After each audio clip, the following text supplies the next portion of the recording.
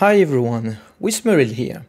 Today I want to talk about PvP, because I think PvP is one of the great content we have in Diablo 4, but there are so few people venturing in the fields of hatred, and I think the most common reason for people not to go there is because they are afraid to be beaten black and blue, because they don't know the meta game, they don't know the breakpoints, they don't know what build to choose. They just go with their PvE build and expect everything to go fine. And spoiler alert, it doesn't go fine. In this video, I would like to debunk a few misunderstandings and misinformation that you might have when it comes to going in the PvP zone. The most important one being to talk about those hidden caps that are in the PvP zone and that are different or non-existent in PvE. Right, but before getting this started, shout out to Rift Esport for organizing tournaments, competitive tournaments for the pro scene and for the amateurs. They've been rocking season 1 and they're just starting, they are back for season 2. It's a delight to watch them on Thursday and Friday. They have 2 leagues, one in Europe and one in America. There are plans for another league to be in Asia Pacific. It's not finalized yet, so stay tuned. And you will find in the description of this video their YouTube channel, their Twitch channel, and their Discord servers. If you are interested in PvP, whether you are an enjoyer and you just want to watch some top dogs matches with the pro players, bringing it down in the fields of hatred, or you want to see the amateur scene, the rising stars shining and transferring from the amateur league to the pro scene, whether you are in Europe or in America, this is possible. Just drop by their YouTube channel, drop by their Twitch channel, subscribe, say hi, and if you want to compete, it is possible. Just head to the Discord server, everything in the video description, and you will be able to compete on Thursday night or Friday night. Today being Friday, make sure to tune to FNF, Friday Night Fights. That's the pro scene happening every week on Friday. It's amazing to see those pro players battling between one another. Right, this being said, let's head to the discussion that I want to have in this video, the hidden caps.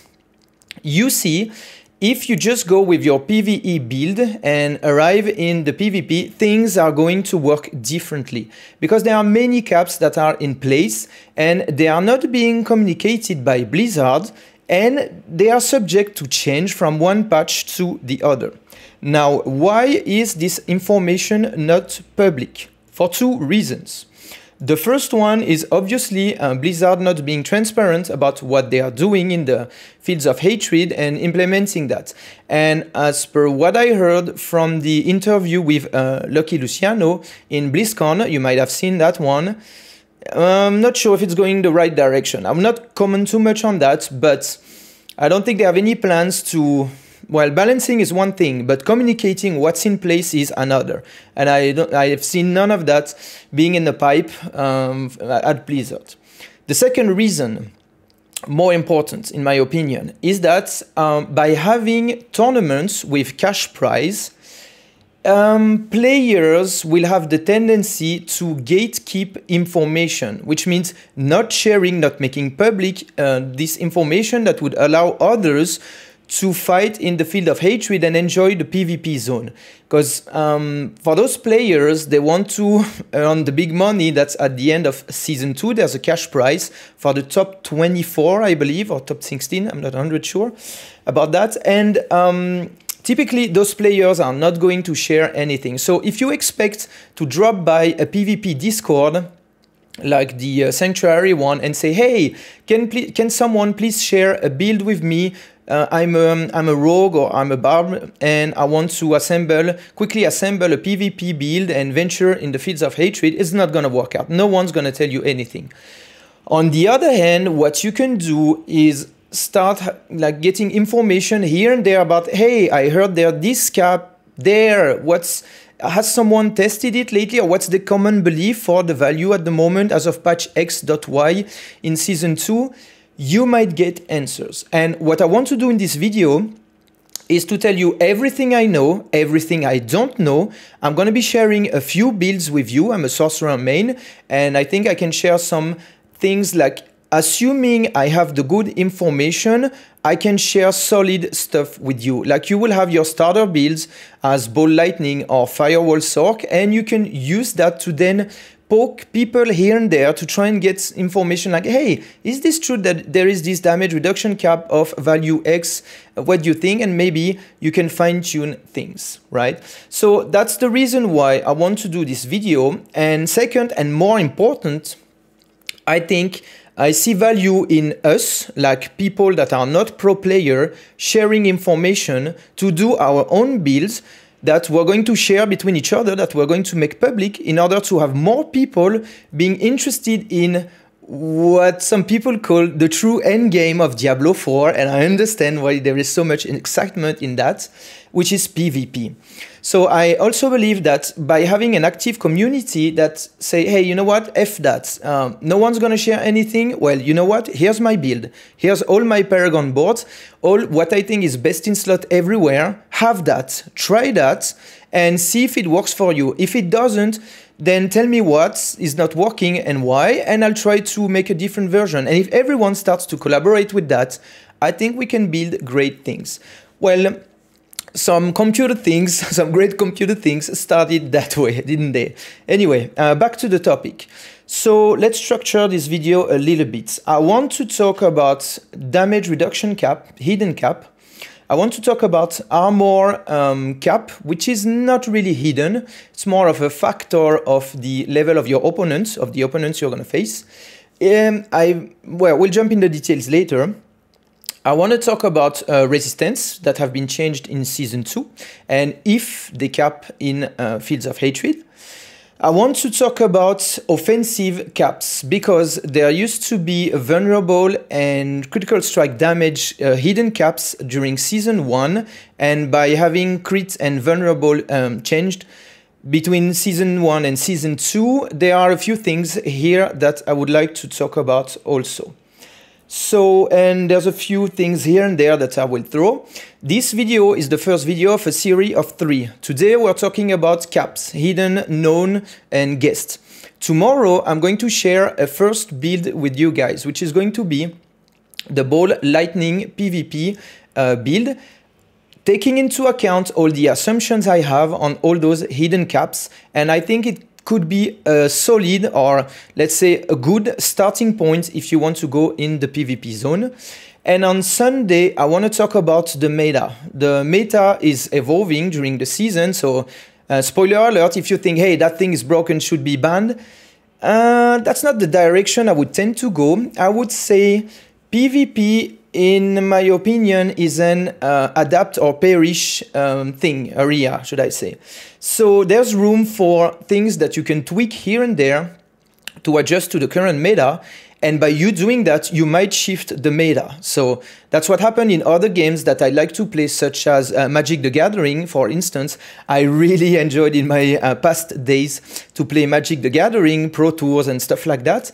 And I used to play what we called rogue decks, not rogue as in Diablo 4, but rogue as in there's a meta of 5 top decks that, you know, have those win-loss ratio between each other, and then Pro Tour after Pro Tour, when one is famously known for beating, having the edge on everything else, the meta would shift. The vast majority of players would play that deck. A minority would play the decks that beat that the top deck.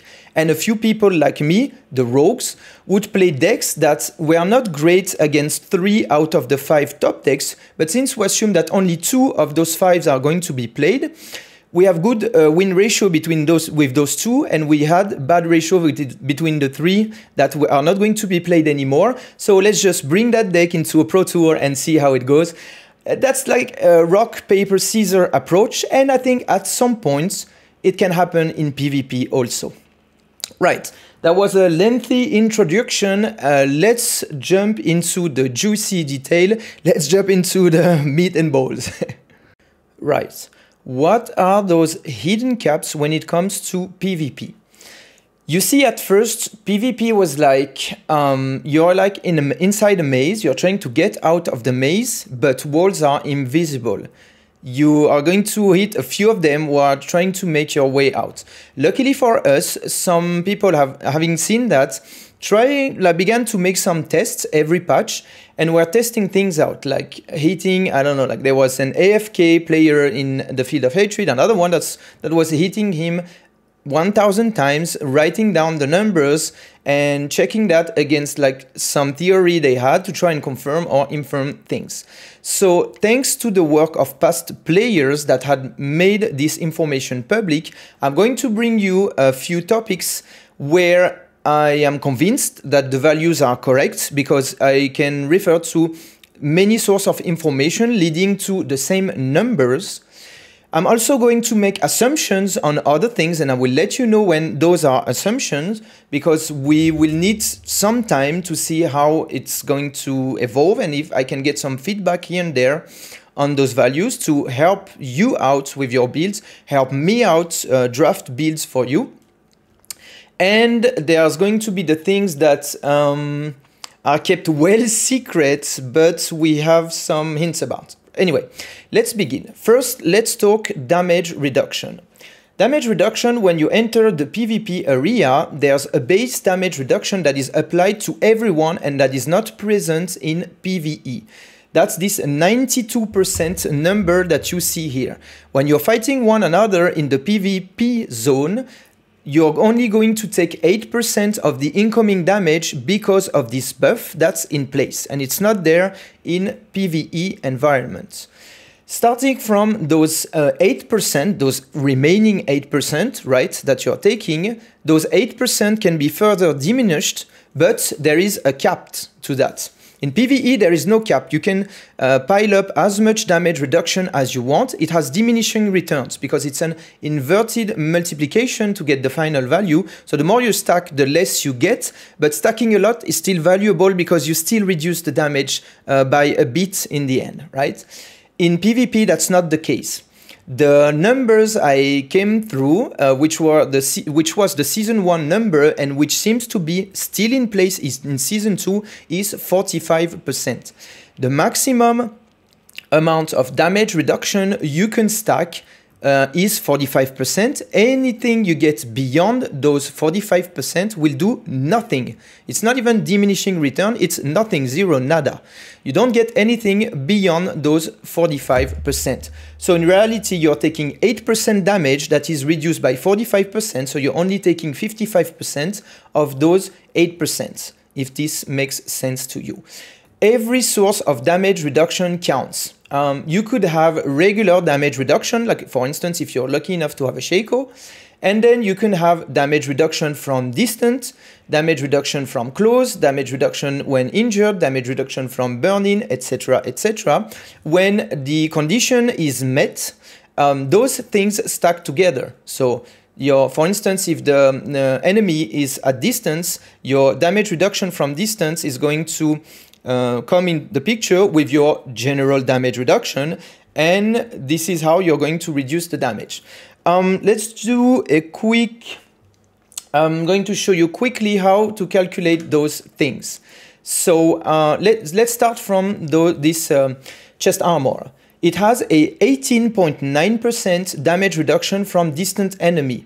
So instead of taking 100, let's first get the value, minus 18.9, right? So that's a damage reduction of, you're still taking 81.1% of the damage, right? Of what you are currently receiving after the other damage reduction coming into the picture.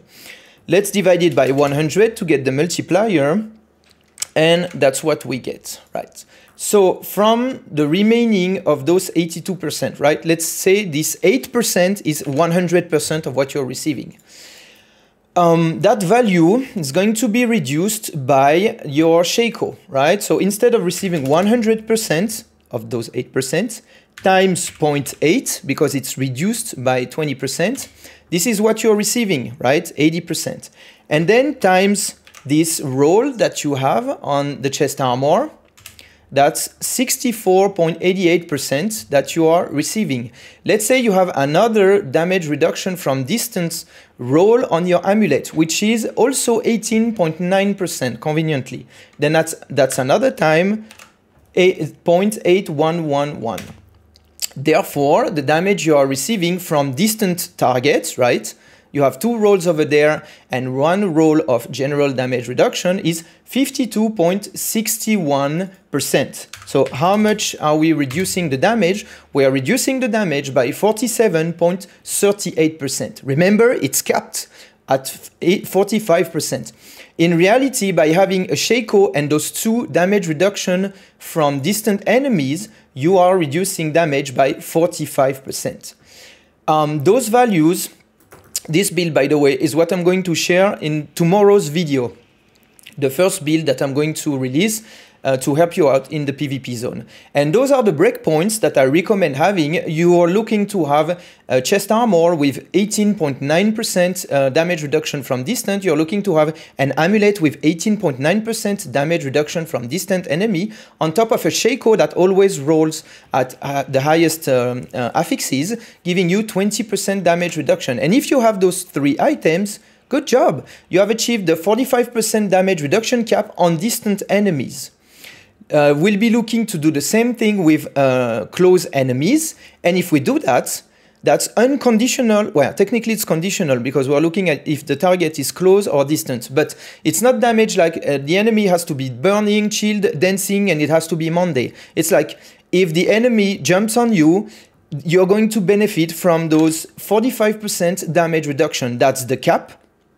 And it's best in slot to do that because every roll is a resource, and by having only what you need to cap out on the damage reduction, for instance, you can put the other resource to other things such as max health, armor, whatever, right? So this build that I'm going to share tomorrow is going to cap out on the 45% damage reduction by doing it with a Shaco, damage reduction from distant rolls, and damage reduction from close rolls. This is how you're going to cap out. So that's for your first hidden cap, 45% damage reduction from any source on your gear, skill tree, paragon board, anything, right? And this is realistic to have that because those rolls are not very high. You see, 18.9 out of 23.7, you don't have to max out the gear. Having like a value that is minimum 18.9, let's say you have 19.7, great, perfect. You don't need to max out any further than that. That's what I try to do in most of the builds you're going to find in this channel. And, pardon me, the PvP builds are no different. Right, so that's the first hidden cap. Let's talk about the second cap, armor. So this one's not really hidden, though I have seen some conversations stating that the value has a different value than what I used to work with in Season 1, which was 9,200 armor for non-physical damage, like elemental damage, and 7,200 for physical damage. I've seen, so this was Season 1, and I will explain to you why after. I've seen some discussions where it was stated to be 10,200 or 7,600 to 7,800 by some people doing some tests, but I didn't see any real confirmation, so I'm going to stick to the numbers I have from Season 1. And the reason I'm going to stick to that is I believe they are the right numbers. Because in what we did in Season 1 is, so in the fields of hatred, you're only going to face opponents, enemies of level 100 maximum, right? And the way things works in PvE is that you can reduce the amount of physical damage and bleed damage. Bleed is a dot, but it's physical. Taking into account the level of your enemies. You can cap that value to 85%. Armor is a damage reduction of its own, in a way. It only works with physical damage and bleed damage, but it's like it's reducing the damage of those two types of incoming damage, right? So you can have some damage reduction that is taken from the armor. And this damage reduction taken from the armor, the cap is at 85%. Oh, by the way, I'm using Xario. I'm going to link that also in the description of this video. I'm using a spreadsheet from Xario. It's a content creator, very good at working out those numbers. Dropping a sub, dropping a like, he's doing a great job. So he made that public, and that's what I'm using today to sort out numbers. It's very convenient. So when enemies are level 100 in the PvP zone, for instance, the max armor you need to reach this 85% cap is 9,216.38 armor. Let's say 9,217 armor. And this is what is working currently in PvE. It has been confirmed. And in PvP, it seems to be the same. It was in Season 1 for non-physical damage, for elemental damage. Well, actually, it was different back then because armor would work with non-physical damage. Let's make the story short. I believe the right value is 9,217. And the build I'm going to share tomorrow is reaching that value. If for any reason you have some intel on what you think is the right value and you have seen some footage proving that is the value, by all means, please tell me and I will update all the builds. But for now, my assumption is that the magic number is 9,217. How are we going to achieve that number to reach the maximum amount of defense versus physical damage in the PvP zone? Well, first you have to sum the armor value of each piece you have.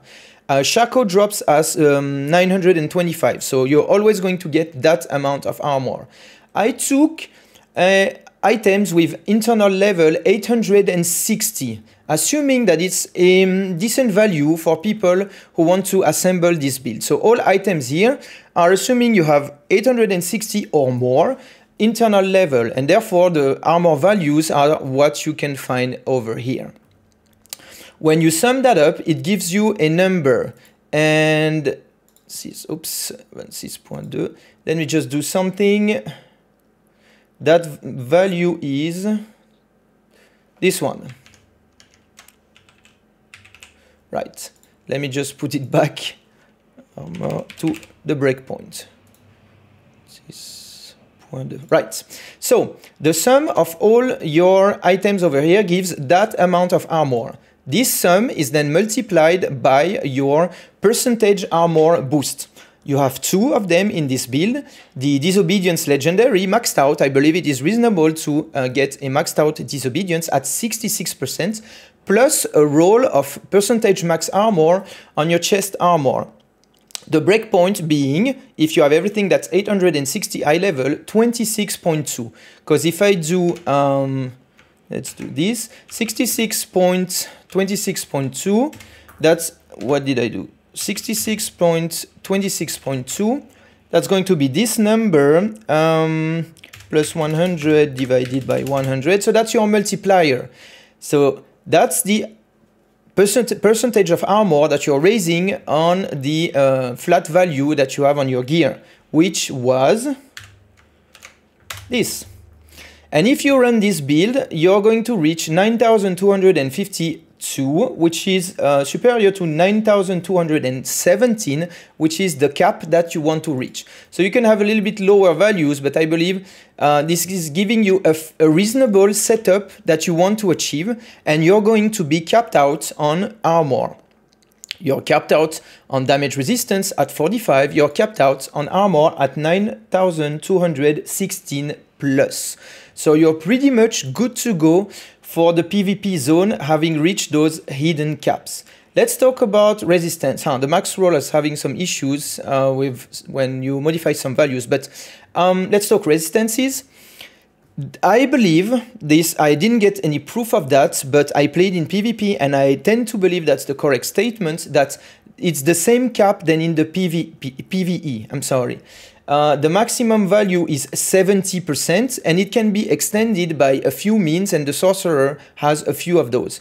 So if you go to the PvP area, you want to have 70% everywhere, and this is very important.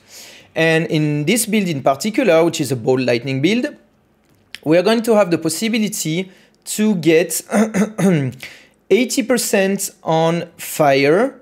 So it's not showing there for a silly reason, but this build is reaching 80% fire resistance, 83 technically, because when you will fire your flame shield, you're going to be up to 83, so pretty good versus the, what's it called again, firewall build. For lightning, you're reaching 73%, so pretty good in the mirror matchup. Cold is 70%, 73, I'm sorry, the base, when you're firing a few skills. Poison is going to be 73 and Shadow is going to be 70. This build is going to cap out, but this doesn't need to be a super long story. That's the same than PvE. We're just taking what's best in slot everywhere we can. So we are maxing out on resistances. And voila, those are the caps that you want to reach in order to go to the PvP zone. You don't want to overshoot them. Why you don't want to overshoot them? Because everything is a resource in Diablo 4, including rolls, gear, skill points, paragon points. So if you're not overshooting here, you can put your things where it matters more. What matters more? How do you scale more your toughness once you reach those caps with maximum life? And this build, if you have the maximum rolls, but it only depends on your maximum life roll on the chest armor and on the ring. So you can have up to 20,751 maximum life. Let's say you don't have max rolls here, then you're going to be rocking 18,500, which is a pretty good value for PvP, trust me. So this is how you're going to scale further this armor, this damage reduction and those resistances. How do you scale it even more? With shields. And shields are going to do two things for you. It's going to do sustain, life sustain, we used to call that. It's not really life because you're using shield, but you're sustaining. The sorcerer has access to that thanks to the protection and ice armor skill and passive nodes. Every time you probably know story, every time you pop a cooldown, you get 30% of your maximum life. Having a maximum life amount so high, every time you press a button that has a cooldown, that's going to be 6,225 barrier as recovery, as sustain, because you're going to take hits, dots, whatever, is going to eat this shield.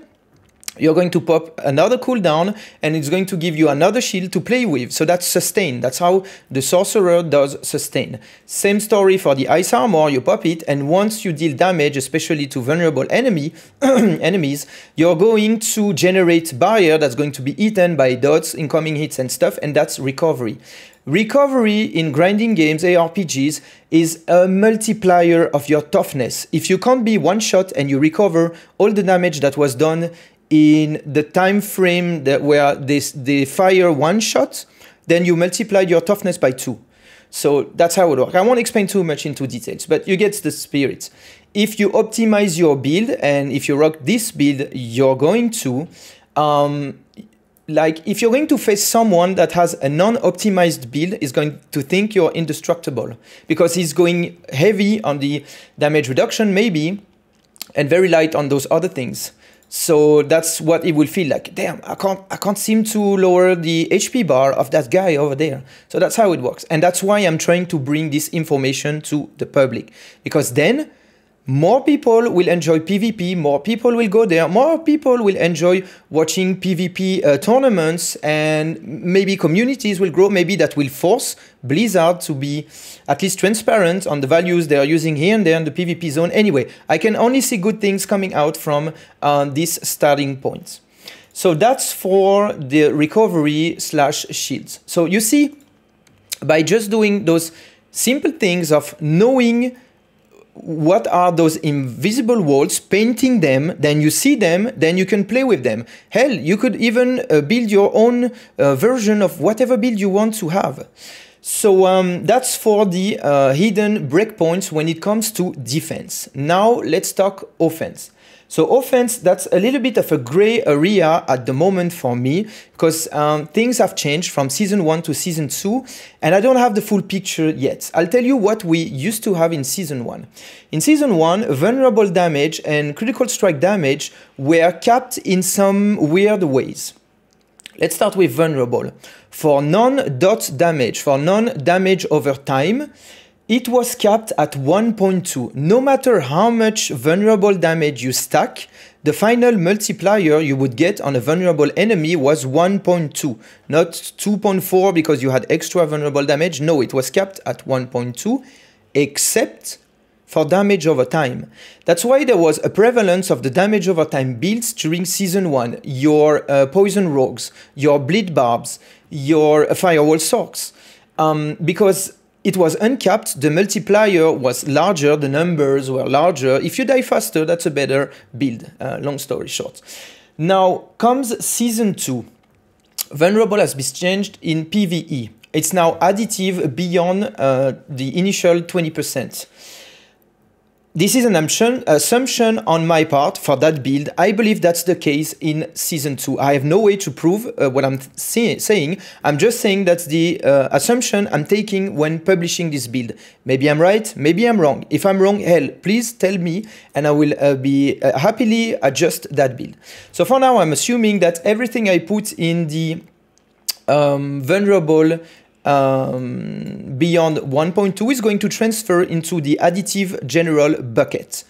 And if that's not the case, I will modify this build. So I did include some vulnerable damage, assuming it's going to add in the additive damage bucket.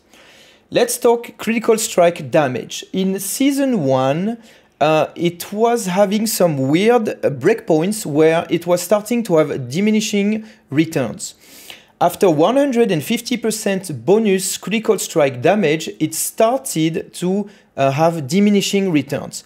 After 200% bonus critical strike damage, it was starting to largely have diminishing returns. So I believe players were aiming for 200% critical strike damage bonus, that is, and they were not trying to get anything beyond that. Now comes Season 2, same stuff then vulnerable. Anything beyond the 1.5, anything beyond the initial 50% bonus for critical strike damage is additive, goes into the additive bucket. I'm making the same assumption with that build, that since it has changed in PvE, it has changed in PvP. If it's not the case, please feed me intel. Otherwise, I included some critical strike damage, assuming that it would transfer into the additive bucket. So those are the two things I don't know. I know from Season 1, I don't know from Season 2, right? So I'm not telling you this is the truth. I'm telling you this is what I believe it does. And if I'm wrong, prove me wrong, please. And I'll be more than happy to discuss. You have no idea how open I am to new ideas, by the way. Anyway, so that's for critical strike damage. Is there anything? Yes, of course, there's other things I wanted to cover. Let's talk dots, damage over time. So in Season 1, it was mostly dots because of that. And I believe that with Season 2, the emergence of viable ball lightning builds and among other things shows that it's maybe not going to be a full dot meta again. We'll just see, it's very early in the season. When it comes to dots, there is another multiplier you need to be aware of, but this one is not hidden. Once you are in the PvP map, there is a buff on certain things because you are in the PvP map. One of them is dot damage. It used to be in Season 1, I believe, 40%, like there's an icon. If you would mouse over this icon, you would see dot damage is increased by 40%, which is a multiplier of 1.4 on your dot damage. This was giving another edge on top of the vulnerable thing to dot damage. It is still the case in Season 2, but they changed the number. Last time I checked, I think it was 20%. So by running damage over time, you're benefiting from a 1.2 multiplier just because you are on the PvP zone and if you're not running any flat damage. So I think that's all I have in store for you today for this specific video. I'll try to keep it not too long. It's probably already way too long for YouTube standards, but hey, I don't care. I'm just sharing what I want to share to you guys, you know. And there's more to come. There's going to be another video tomorrow where I'm going to publish that build that I think is doing a pretty good job. If you want to have what would be a solid starter build, assuming those values I just stated are right, go for this. You know what? Many people are like, hey, I'm new to PvP. I would like to have a build to start with. you're going to hear the echoes of silence. No one's going to feed you any intel. Well, you know what? Have that. Be my guest. Try that. I'm going to play it too. Give me feedback, and it's going to stay public. This is the first one. Second one's going to be Firewall. Have fun in the PvP zone. Those gate-kept things were very annoying for me. I had to dig information everywhere, here and there. Not sure everything's correct, but what I think is correct is that. And by all means, use that. Have fun with it. And, you know, venture in the PvP area that is way too empty, in my opinion, at the moment. Tomorrow, you'll get the full build for that. I'm sorry, it's a Shaco build, because it's a lot easier to reach those breakpoints with Shaco. And I'm working on a different version that won't have the Shaco, but I don't have any ETA, I don't have any release date, I mean, where I will publish that. So that's the first go I'm gonna give on the PvP zone. And you know, it's like a little bit a message in the bottle. Like, if you enjoy that, if you're happy with it, give me some feedback. If I see feedback, I'll be like, well, you know what? Some people do care. So I'll do spend more time on that. Otherwise, I'll just do those two builds, Firewall and Ball Lightning, that is, and I'll get back to some PvE, stuff that I like too.